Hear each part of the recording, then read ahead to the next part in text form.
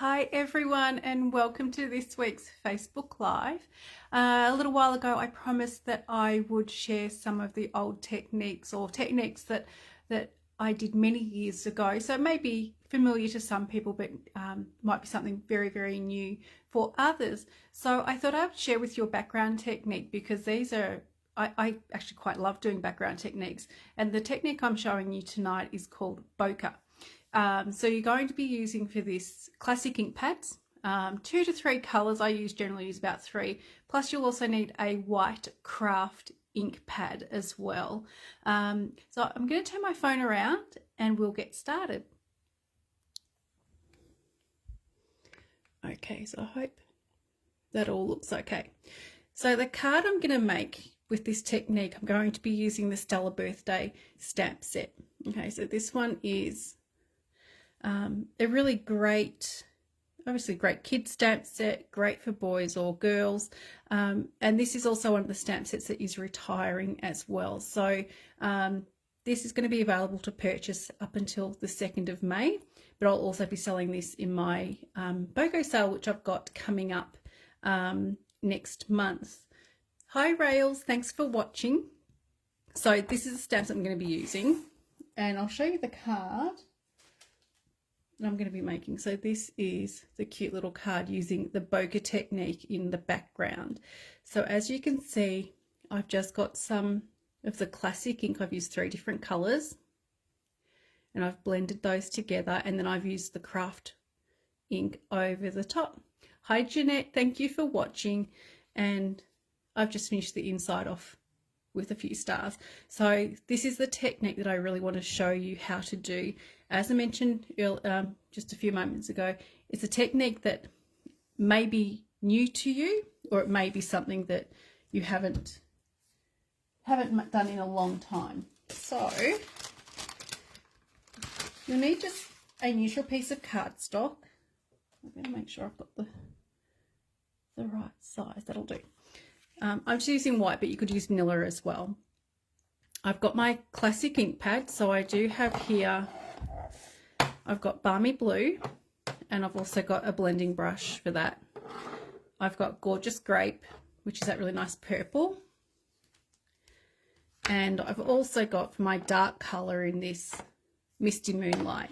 So I'm going to be starting with my lightest colour first. Okay, so that is the Balmy Blue. And I hope I don't shake the table too much doing this. Hi Barb, thanks for watching. So get a bit of ink onto your brush and starting off the cardstock and moving on to, I'm going to start to build up my colour, and I'm just going through the middle of my piece of cardstock. You'll find you get a little bit of the darker colour around the edges, but that actually doesn't really matter.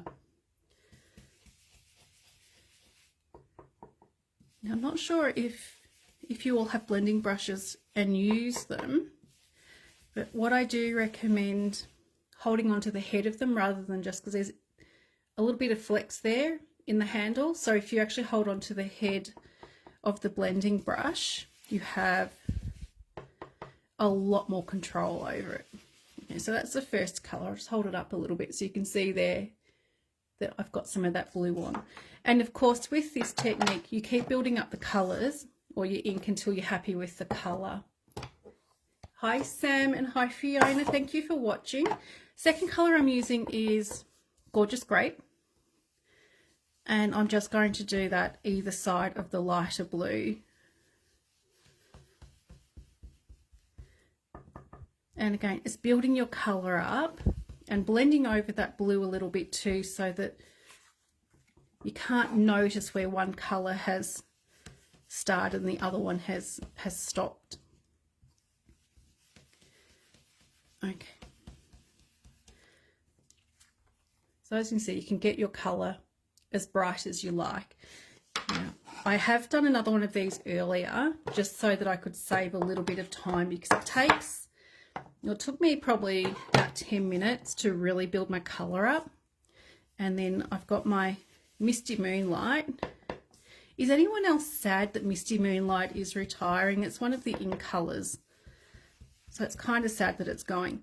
And what I'm going to be doing, I'm going to be getting the Misty Moonlight around all of the edges, and I want to build up the colour. And then I've just got some of my lighter and brighter colours in the middle. Okay, so as you can see, I'm starting, oops, sorry about that. I'm starting to build up that colour. Hi, Emma, and hello to Karen. Yeah, Emma, this is a really great technique. If you don't like getting inky, it may be one that you probably need to avoid a little bit, but it's pretty good. And the other tip too is have an ink pad that is a little bit wet, because if they're too dry, it takes a while. So as you can see, I've just built up that darker blue. Okay, so when it's finished, it's going to look more like that. So I've really got that nice darkness built up around the edges, and I've got my little bit of the lighter colours in the middle. And that is going, the colour's going to even out a little bit more and look different once I get the white over the top. Okay, so let me just close these up and move these out the way. So for this one that I started, it'd probably take another 5 minutes or so just to really build up the depth of the blue. And also I'd probably go over the Gorgeous Grape and the Balmy Blue a little bit more too, to make that a little bit more vibrant. Okay, so I'm just going to get these out the way. And get rid of brushes. Now, one thing I do recommend with this, there's a fair bit of ink on my piece of scratch paper. I'm just going to flip that over just so I don't get any colour transfer onto onto what next bit I'm working on. Hi Marita.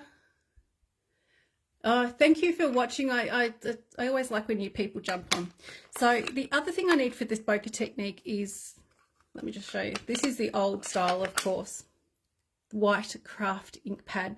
This is an ink pad that's it's a pigment ink, so it's not the water-based ink like our classics, but this is an ink that you can stamp on and actually then do embossing with as well, because it's got that little bit of stickiness. These ink pads, well, mine used to be completely white. As you can see, there's some discoloration, but with this, because you do sometimes get color transfer from your sponge dauber when you're going on the ink, is I choose to pick up the color just from a corner. I'm just going to use some ink refill, just so that's a little bit juicy in that corner. Okay, so that's all you're going to need.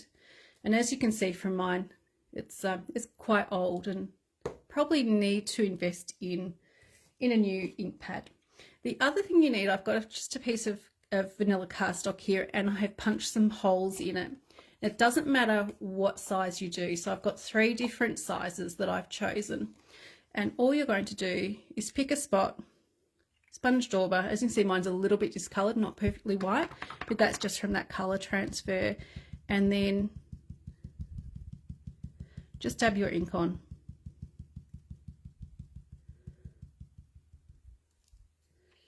Which gives you your really nice circles. And do a few more.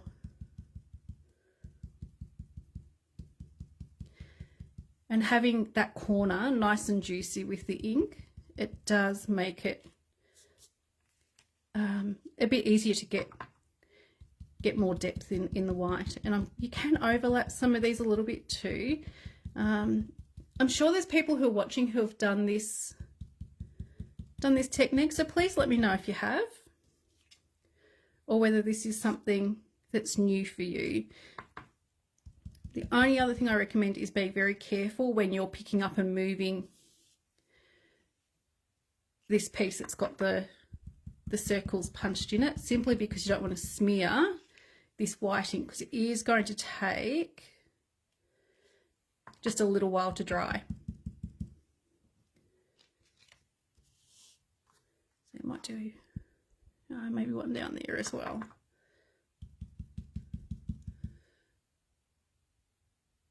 So yeah, Rails, just done it. Yeah, these are, like I said, there's been quite a few years since I've done this technique, so I'd imagine it is for some other people too. I don't know, I think that might be about it. Maybe another one down here. Maybe I should stop. That's what I always tell people when you're trying to figure out where to put the next one. It might be time to stop. But I can't really help myself. One more over this side too, I think. Maybe about there. Okay. I think that'll do. Otherwise, I won't see any of the other pretty colours underneath. Okay. Hi, Judy. Yes. Yeah, it is an oldie but a goodie. So there you have the white ink. I've done circles, and I think a lot of the techniques that you see and a lot of people doing this actually do have the circles, but there is no reason why you can't do stars or whatever shape, diamonds, whatever shape you'd like. I'm going to just set that aside to dry. And with the piece I'm using, this template, once that ink's dried, you can just store it and then you've got that to use again. So the next bit that I need to show you, let me just grab the card again. So this is what I'm making. I just need to grab out some other pieces of cardstock. And the pink that I've used in this is Flirty Flamingo, which is a really, really nice colour. And I'm not even a pink person, so that's kind of surprising. Hi, Simone. Thank you, Judy. Okay, so I'm going to stamp the little girl astronaut. Now let me just grab her out. I'm going to colour her with Stampin' Blends. So has anybody got or used the Stampin' Blends or have used alcohol markers before? Just curious, because I think most people use them now. So with the alcohol markers or our Stampin' Blends markers, you need to be using the Memento ink to do your stamping. I'll just stamp her.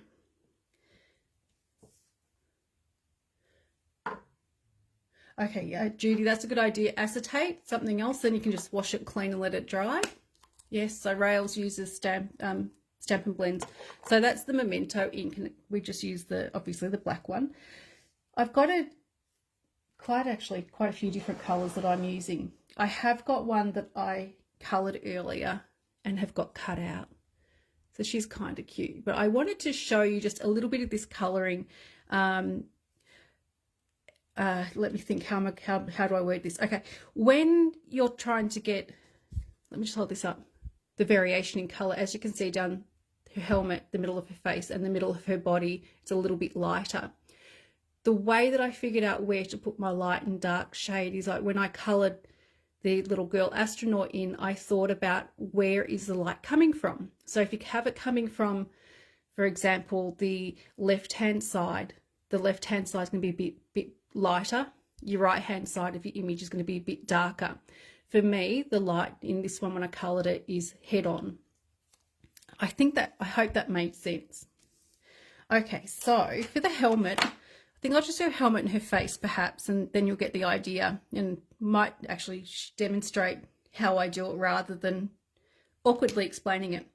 I'm starting with the darker Flirty Flamingo, and I'm keeping in mind that I'm having the light coming straight on to her face. So I've just done a little bit of the dark, let me hold it up, around each side of her helmet.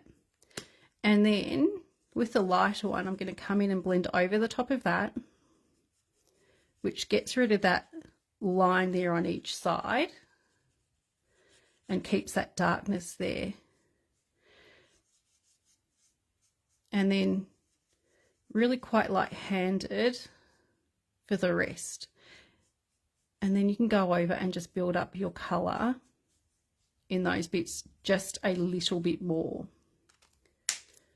If you need to go over again, add that little bit more dark. I think it's one of the great things about the blends is that you do have time to play. And even if I didn't do any more colouring for half an hour, I could still go back and then blend it and get my light and dark shades still. And it is totally okay to have white space in your colouring. Okay, so that is how I did the helmet. I did the same with the top, or her top, and the pants of the suit. To do her boots, I've used Rich Razzleberry, again the light and dark, and again I'm going to be putting in my colour from each side. So this is the dark, and I've got the light as well. Oh, the light as well. So again, the dark is on the outside of her boots, and then using the lighter one, blending, and just very light-handed to colour the rest of her boots. So it's almost like you're going over one section 3 or 4 times, and the section that you want to keep light, you go over once. And then you get that really nice variation in shades. I hope that that's coming through. I want to do her face because I want to share with you, just new to Stampin' Up, we have various skin tones now. So we have the skin tones that go from lighter skin through to darker skin. The colours don't have names, but they do have numbers, and I'm just going to draw with these two just so that I can make sure I'm using the correct one, because you would think that the lower the number would be lighter. It's actually the opposite way. Okay. Oh, thank you, Judy. I'm glad that makes made sense. Okay, so I'm using the lighter one, which is the SU 700, which I've just done the label maker. So I'm going to do, when I first started doing this with these colors, it actually scared me a little bit because it looked really dark, because I'm so used to using the ivory that we have, that we've had for a little while. So again, it is blending over and filling in the rest, and just in the middle I'm going to keep that just a little bit white for now, just so that I don't build up the colour too much in the middle, so that I get that nice light and dark shade. A little bit of colour in her cheeks as well. Now, one of the great things that we have is the colour lifter, and I hope if you use Stampin' Blends you actually have them. I'm just going to lighten up just a touch more where I've gone slightly darker, and then you get the variation in colour on her face. So I'm not overly confident using the skin tones because I actually don't have many stamp sets that have faces and hands and arms and things like that. So that's one of my goals with the new catalogue. There are some really nice new stamp sets in the new catalogue that the skin tone markers are going to be fabulous for. Okay, so pretend that I coloured the rest of that in, and I cut her out. And on her hair, I have used Crumb Cake and Soft Suede. I guess the other thing too is these skin tones, because we do have really light shades and dark shades, are going to be great for hair as well. And I've used a little bit of grey granite on her belt. Okay, so I'm going to give that just a couple more minutes. So I'm going to do the next little bit of stamping, which is the sentiment. I need to do a little bit of stamping for the inside as well. So we've got Celebrating You is a Blast. And what are the other couple I need? We're going to also add a few stars as well in the Misty Moonlight. Got Have a Stellar Birthday. And one more block for the little stars. Okay, so I'm doing the stamping for the sentiment and also on the inside using Flirty Flamingo, which I think I'm due for a new Flirty Flamingo ink pad. This one isn't quite as good as what it used to be. So with any sentiment, I do recommend that you find a straight line on your grid paper, if you're using grid paper, just to stamp it, to make sure that your sticker is on straight, or more to the point that the stamp has actually been cut out straight. So I don't know, about there. We'll see how it goes. It's not bad, but I've got a little bit of extra ink, so flip it over and try again.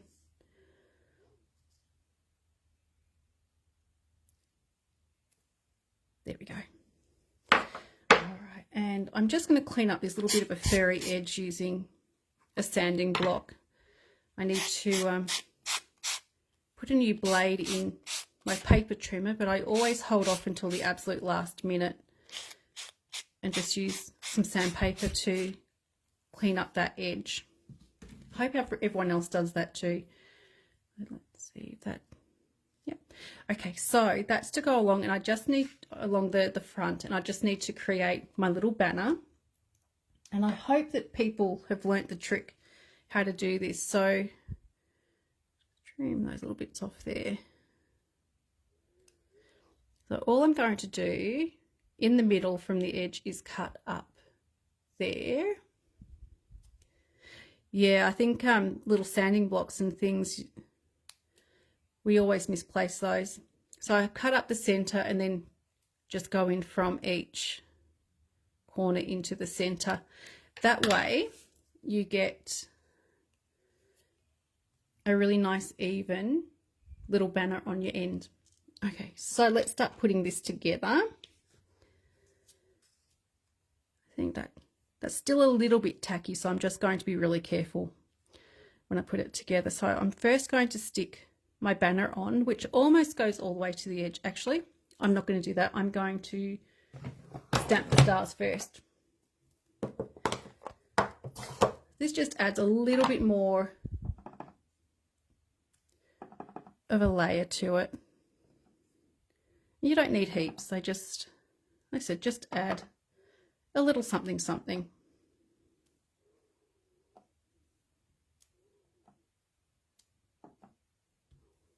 That will do, I think. Okay.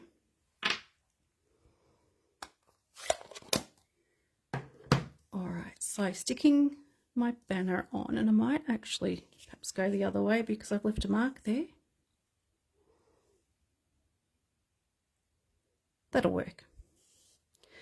I'm just going to use Stamp and Seal. And just remember that little tick at the end just to break that stream of your adhesive.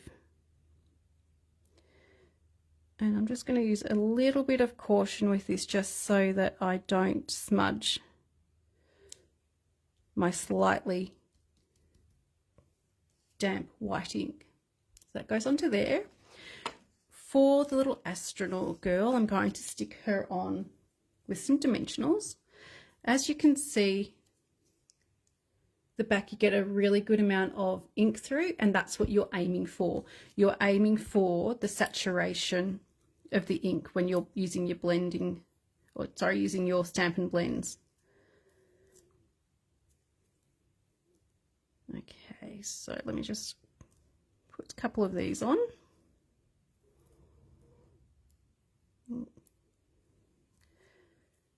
So, question for everybody. What did you do over the Easter long weekend? Was anyone lucky enough to go away? Or quiet days at home? So I'd love to hear what you got up to. I think it was absolutely perfect weather over Easter. You couldn't ask for better days. Okay, so got my backing off the dimensionals. And then she is going to go around about there. Yeah, staying at home, yeah, for Judy and Rails. I stayed home too. I got to sit at my table and create, and I didn't have to worry too much about doing anything too much more than that.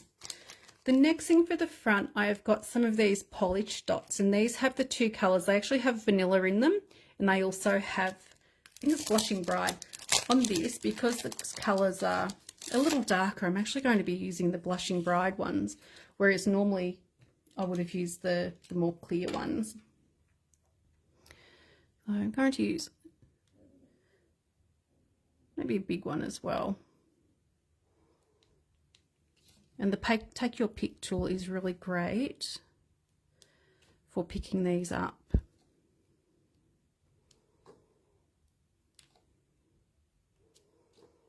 Okay, so put some of those on. And so the front is finished. Before I stick that down, I'm just going to give that a couple more minutes to finish drying. And I'm going to do the little bit of stamping on the inside. So again, I've just got another piece of white cardstock, and I've got Have a Stellar Birthday. So what else have we got? So thank you, Marita. I'm glad you like the colours. Jeanette stayed at home and relaxed. Oh, sewing. What did you sew? Catching up with family. Craft day. Wow, no crafting in 4 months. And also, yeah. Oh, that's good, Marita. You had some work cut at the last minute, so that makes for a nice weekend. Just make sure this one is mounted straight as well, which seems to be. Whether I actually stamp it straight is another story. So I've got, yeah, it's not too bad. It'll be all right. What do I want to do on the back? No, I'll try again. One thing I find with Facebook Lives is normally I stamp and I'm a bit more over the top, whereas Facebook Live I actually have things a little bit further away from me, so I struggle a little bit to stamp some stuff straight. And I'm just going to grab the blue again and do a few stars.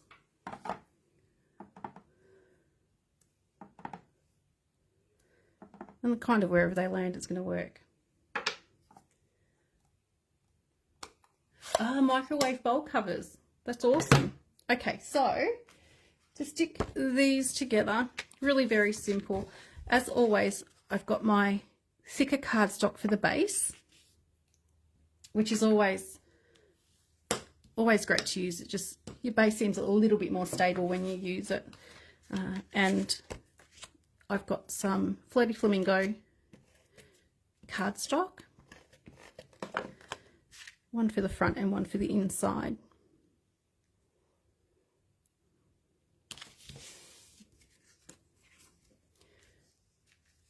And Fiona spent Easter at home too. I think there were so many reports of so many people going away, which was great, but I actually really enjoyed just staying at home. Don't know if I enjoyed the cleaning up the backyard too much, but it's one of those jobs that had to be done before it started raining. Okay, and just for the inside, we'll stick this piece in as well, which I hope it's the right size. I think it is. Okay, it is. Sometimes I question the last minute what I've cut.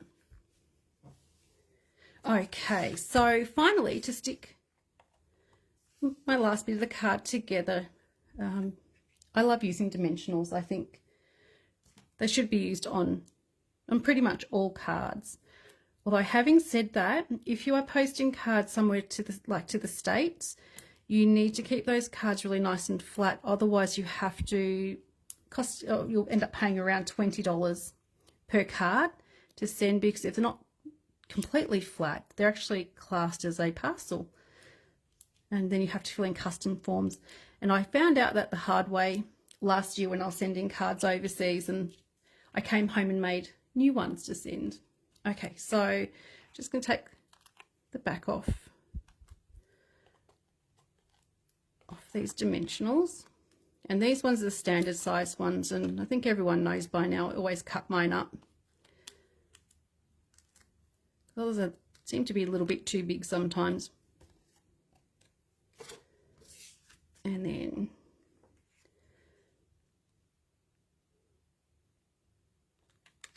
there we go. Finished card with slightly damp white ink. So there is that one there. So she's really cute. Like so many stamp sets, I haven't used this one as much as what I would have liked to have, but I think it's the same with everything. We don't have that infinite amount of time to spend on crafting. So this technique is called Bokeh, if you missed that earlier. I hope you really enjoyed watching this one being done. A couple of quick reminders. I do have the BOGO sale coming up next month, which I have emailed and also set up a Facebook event with all of the information. So the BOGO sale is buy one, get one. So if, for example, you decide you're going to purchase that stamp set for $39, $37, I'd then give you a credit voucher for $37 to spend on product in the new catalogue. Okay, have a look at the event. It's got all the details. And then, yeah, any questions, just let me know.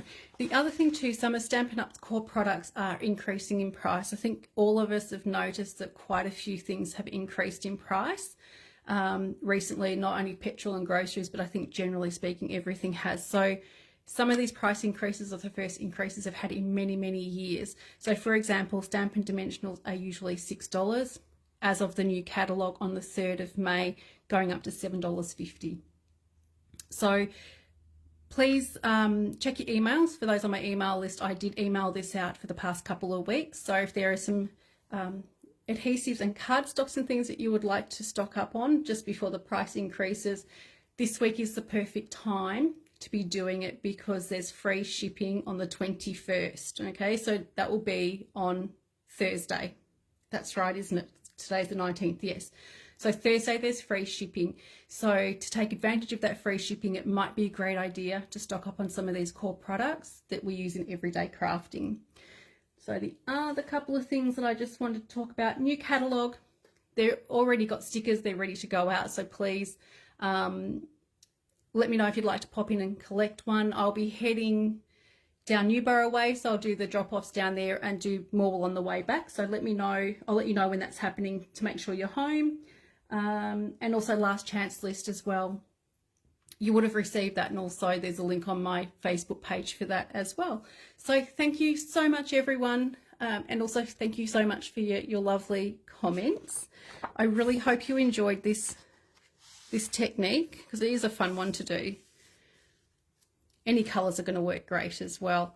But of course, if you've missed the start of it, I will be posting the replay for you, so you'll be able to go back and watch the beginning. So thanks again, everybody. I'll be back next week with, I think, another technique. I'll have a look in my folder and drag another one out because these have been a lot of fun. So yeah, so I'll see what I'll come up with for next week.